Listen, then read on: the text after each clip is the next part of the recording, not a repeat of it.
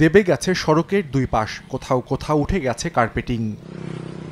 2019 সালের 16 অক্টোবর উদ্বোধন করা হয় সাতক্ষীরা মেডিকেল কলেজ থেকে বিনের পোঁতা বিসিক শিল্পনগরী পর্যন্ত বাইপাস মহাসড়ক। 5 বছরের মধ্যে সড়কটি হয়ে উঠেছে জেলাবাসীর চিন্তার কারণ। এলাকাবাসী জানায় 12.3 কিলোমিটার সড়কের বেশিরভাগ জায়গায় দেবে গেছে মাটি, প্রায় ঘটছে দুর্ঘটনা, এমনকি ঘটছে প্রাণহানিও।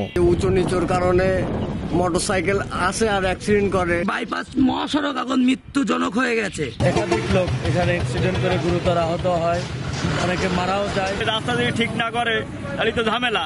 প্রশাসনের কাছে আমরা হস্তান্তর কামনা করতেছি। তবে ভোমরা বন্দর ব্যবহারকারী অতিরিক্ত পণ্যবাহী ট্রাক চলাচলকে দুষছে সড়ক বিভাগ। নির্মাণাধীন ওয়েট স্কেলের কাজ শেষ হলে সংকট সমাধানের আশ্বাস সংশ্লিষ্ট কর্মকর্তার।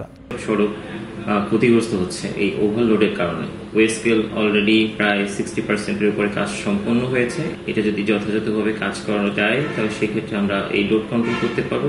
নগদের কাছে সব গ্রাহকই প্রিয়, তাই তো সারা দেশে ক্যাশ আউট চার্জ সবচেয়ে কম।